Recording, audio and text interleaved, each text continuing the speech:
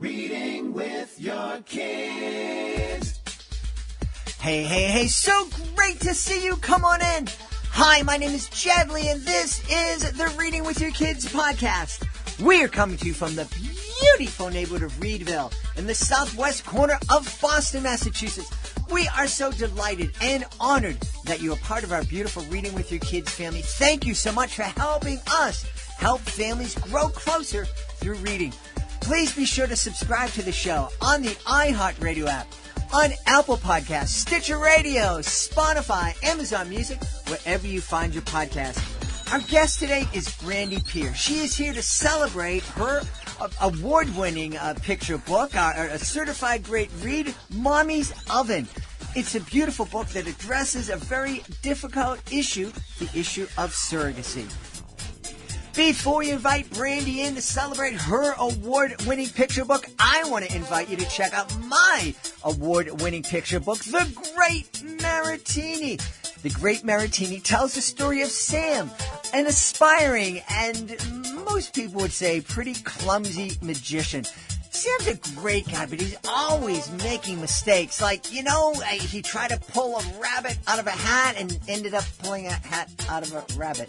Kids love when he makes mistakes. It's really, really funny.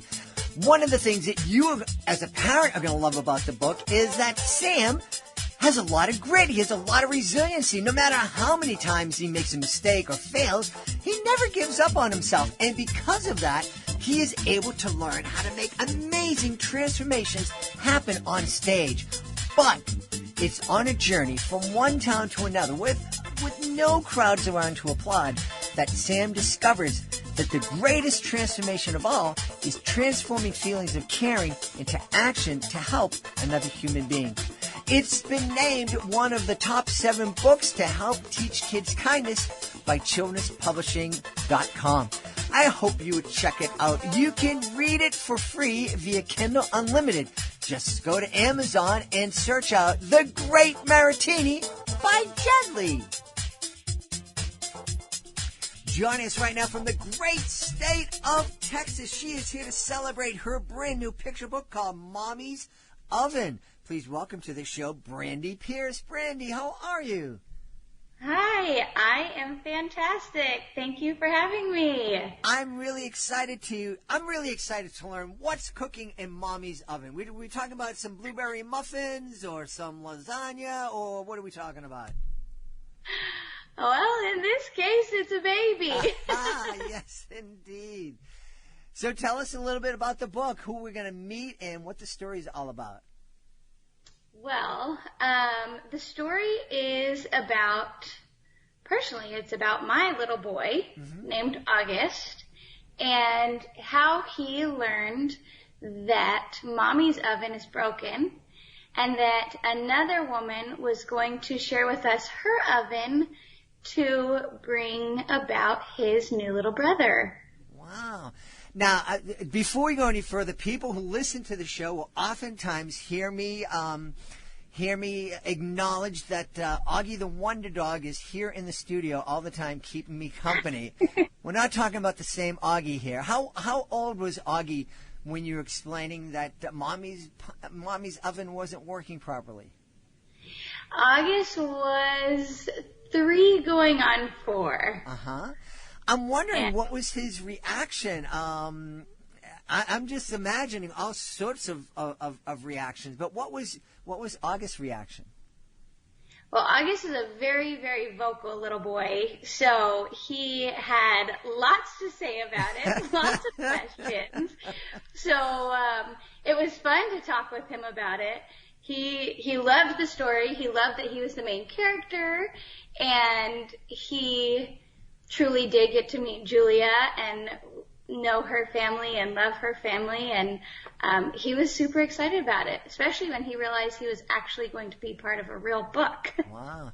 Now, I had my son, who is now approaching 28 years old and just recently celebrated his 2nd wedding anniversary.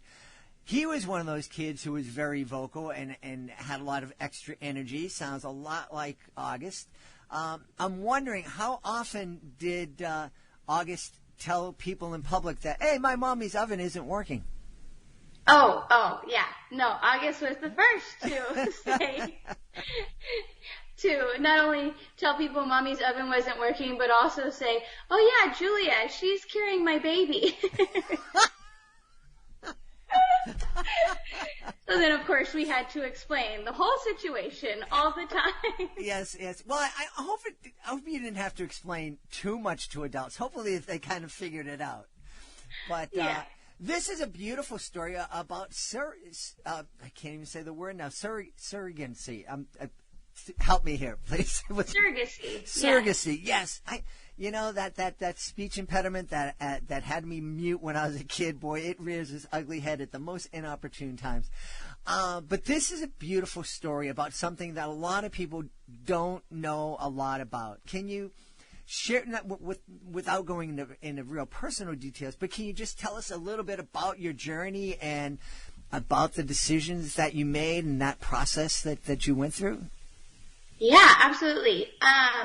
So I have an illness called Crohn's disease, and my brother actually had it. He passed away when he was 19, and I got sick with it 6 months later, and I was sick for about 6 years. I had 82 abdominal surgeries, and once all that was said and done, and I got well, and I came out of the hospital, and my husband and I started trying to have kids, we kind of thought, maybe there might be some trouble. So we went to the doctor, and sure enough, they said, no, this is not going to be something you can do. So they said, look into surrogacy. And we started checking it out and learning that there's a whole community and that there's all kinds of resources and help and growing your family in another way. And we were blessed to have 2 friends at different times that offered to carry our boys, and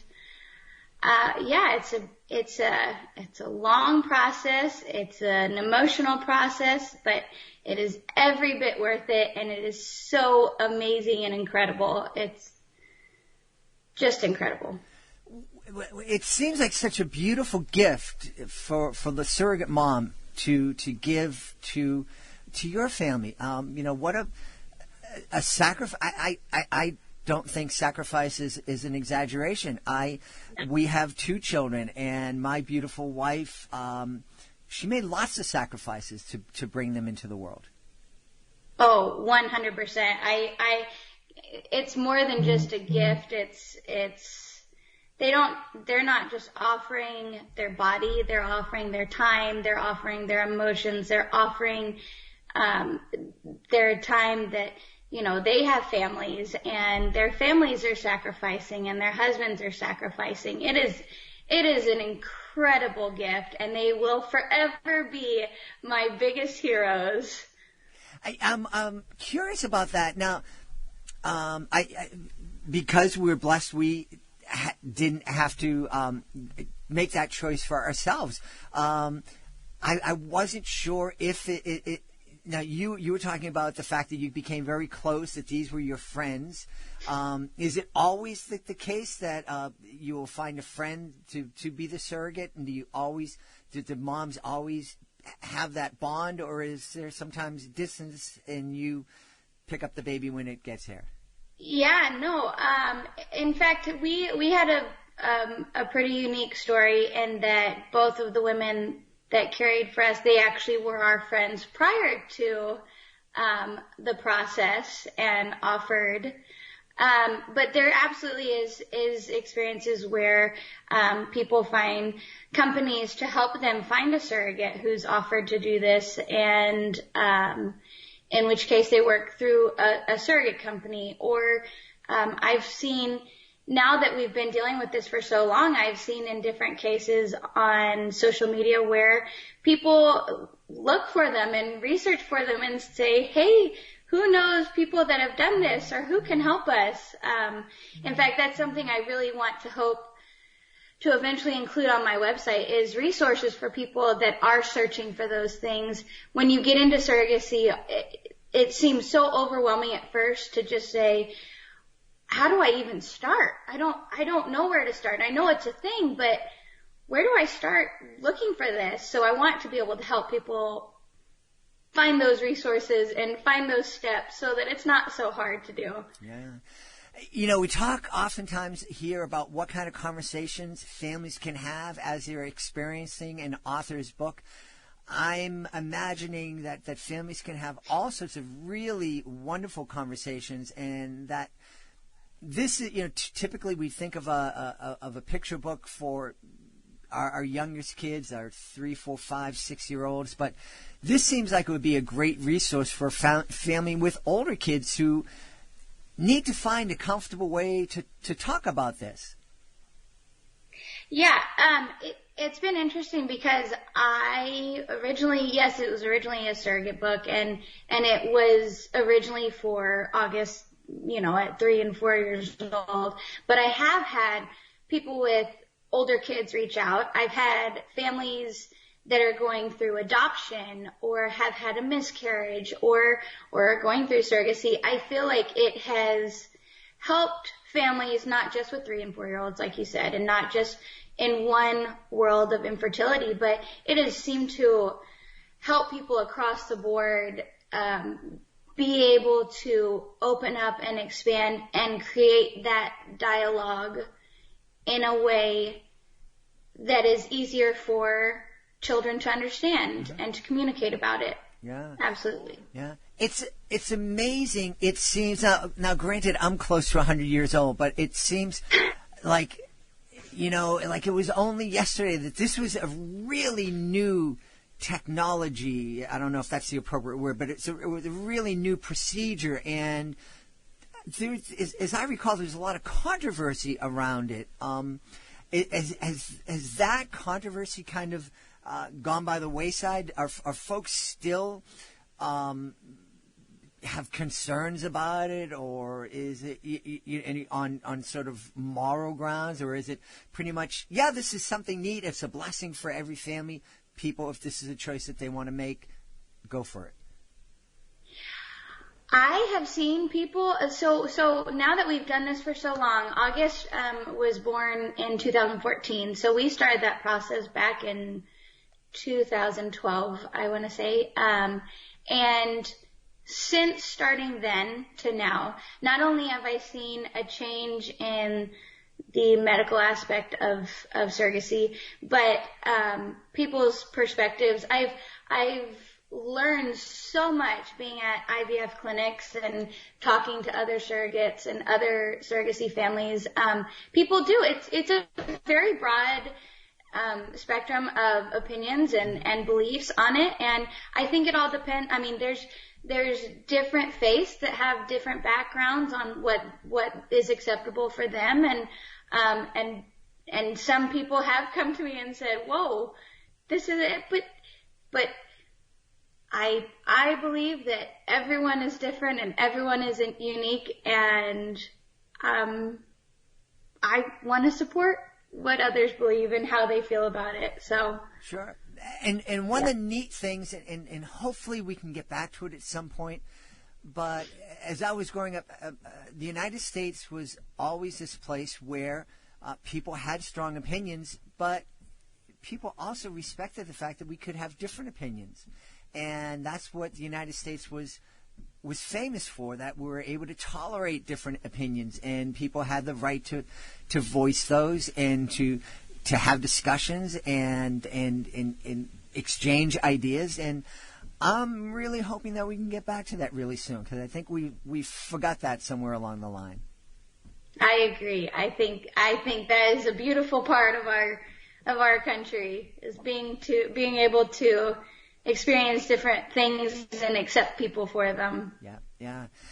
I'm wondering, we started talking off about how August felt about his sibling growing in another mommy's oven. Did he ever figure out at that point that, that was me just a couple of years ago? I don't think so. I don't think he knows that just yet, or I don't think he's asked if he came from mommy's oven, which he did. Mm-hmm. He did, and that's part of what he knows, is that he he did at one, he was a little seed in my oven. A little egg, not a seed, a little egg in my oven. Yeah, that's beautiful. And then he went to someone else. Yeah. Well, I mean, I think we are living in a time where we're able to do some amazing things, and some of these things are really hard for kids to grasp onto.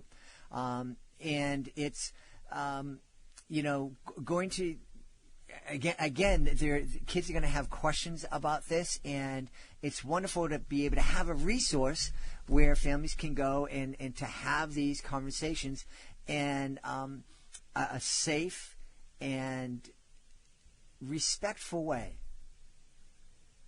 Yes, yes. It is hard to find that dialogue not only in a way that can pertain to kids, but also in a way they understand in their own level. That's not too advanced for them. So, yeah. I'm wondering, did you always dream of becoming a children's author? No. Not ever. No, in fact, I grew up singing. Before I got sick, I was singing. So that was what I thought was going to be something I did. Never did I think that I would be a writer, but I have absolutely loved it, and it's brought me into a whole new world. Yeah.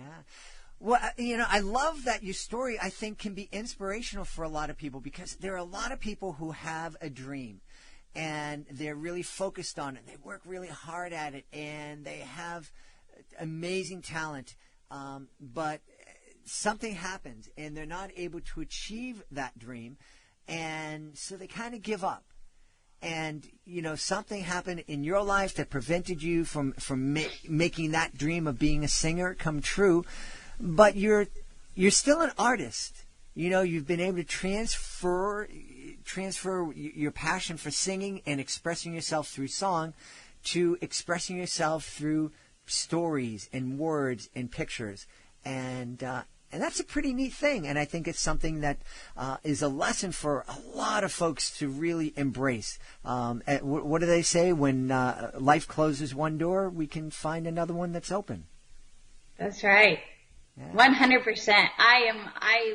I agree with that tenfold. I think you get dealt a certain hand, and sometimes it's rough, and you just gotta pull on your big girl panties and keep going and find the joy in the new thing. Yeah.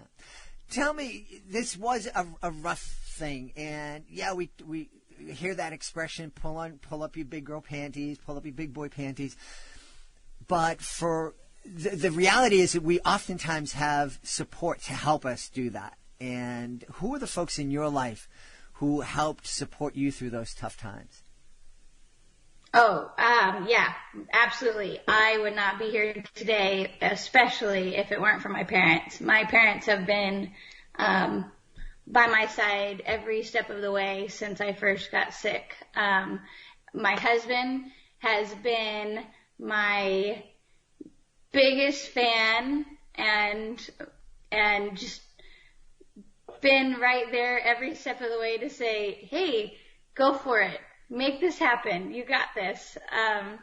And then the people in my community, my church, my friends from my husband's work, his company, we're like our own little family. So it has been amazing, the support we have received from the start to now.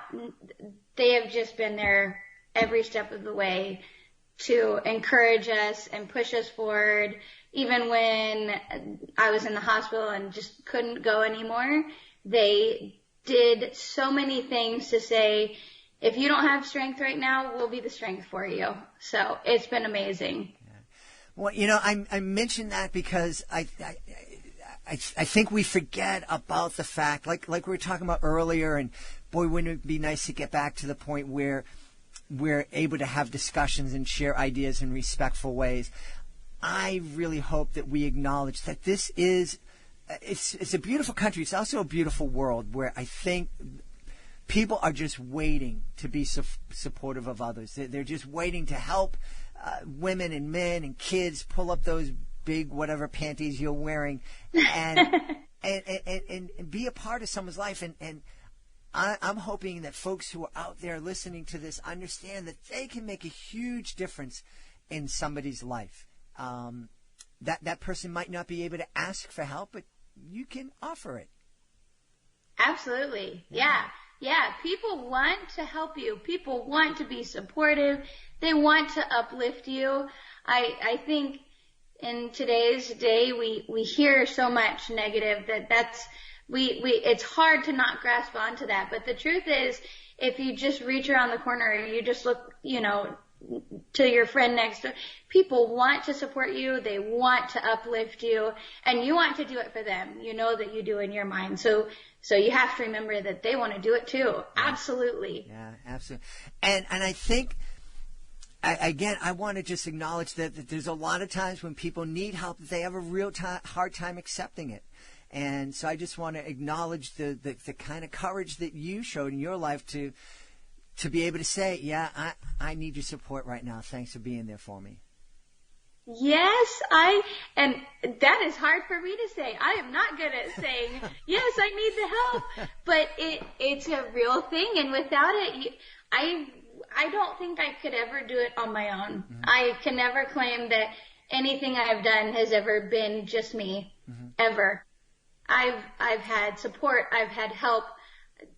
Like, I couldn't do it on my own. Yeah, absolutely. Hey, now that you've written Mommy's Oven and you discovered how much fun you had creating a picture book, you're discovering how much fun it is to market your picture. Probably not, but have you caught the bug yet? Are we going to see more books coming from Brandi Pearce? I am looking into a series called The Adventures of Augie and Ollie that help kids comprehend difficult life struggles and find the beauty in them. I'm also looking into writing a personal, inspirational story about my battle with Crohn's disease. So yeah, I have caught the writing bug. Well, we are fortunate. We're really lucky that you did catch that writing bug. You mentioned earlier that you're looking to add some resources to your website. I know now that people heard that there are more books coming from Brandi, I know that people are going to want to go onto your website to sign up for whatever newsletter you have so that they know where they can find Mommy's Oven. And they also want to be the first to know when some new work is coming from you. So tell everybody where they can connect with you, please. Yes, my website is www.mommysovenisbroken.com. Mommysovenisbroken.com. I love that. That is awesome. I got to ask, you have a great sense of humor, and have you always approached these difficult life challenges with a smile and a laugh, or is it something that you had to learn? That's funny that you asked that, because apparently I do. I didn't know that, but I think it's something that has helped me get through tough times and tough things. It's, what can you do when you're struggling but laugh at it and smile and go to the next thing. Go to the next thing, yeah. Well, we've had a great time speaking to the author of Mommy's Oven and the driving force behind mommysovenisbroken.com. I love that website. Brandy Pierce has been our guest. Brandy, thanks so much for being part of our show. Thank you so much for having me. Please be sure to join us for the next edition of the Reading with Your Kids podcast. Our guest will be Dr. Sonia Amin. She'll be here to celebrate Bax and his bubbles. It's a really, really fun book, and it's a really fascinating conversation. That's the next episode of the Reading with Your Kids podcast. You heard me mention at the beginning of the show that Mommy's Oven by Brandi Pearce is a Reading with Your Kids certified great read. That means that our panel of educators, parents, and kids believe that Mommy's Oven was worthy of 4 or 5 out of 5 stars. Mommy's Oven got all 5 stars. If you are the author of a great children's book, you want to check out our Certified Great Read program. It's a wonderful program, and if your book is selected to be a Certified Great Read, you get all sorts of really powerful tools and aids that can help your book stand out from the crowd of books that are published every single month. Do you realize there are thousands of books published every month? And thousands. I'm not kidding you. Thousands of books. So it's really difficult, especially for a self-published or indie author to stand out, especially now during the time of Corona. No school visits, no library visits, no book signings for the most part. This is a really, really great way to help your book stand out, to let people know that your book is worthy of their attention. You can learn more about it by going to our website, readingwithyourkids.com, clicking the Authors Click Here button at the top of the page, scroll on down to where it says Certified Great Reads. Want to thank the folks that made today's show so very wonderful. Of course, we want to thank our guest, Brandi Pearce. Be sure to check out Mommy's Oven, a Reading with Your Kids certified great read. Also want to thank my team, Alejandro Doherty, Fatima Khan. Want to thank my amazing interns, Alexia Brown, Hannah Pat Oboyski. Want to thank my beautiful wife for all the support she gives me. Want to thank you. You are amazing. You do so much for your kids. You do so much for the world, because every time you read with your kids, you're making the world a better place. I'll be looking for you the next edition of the Reading with Your Kids podcast.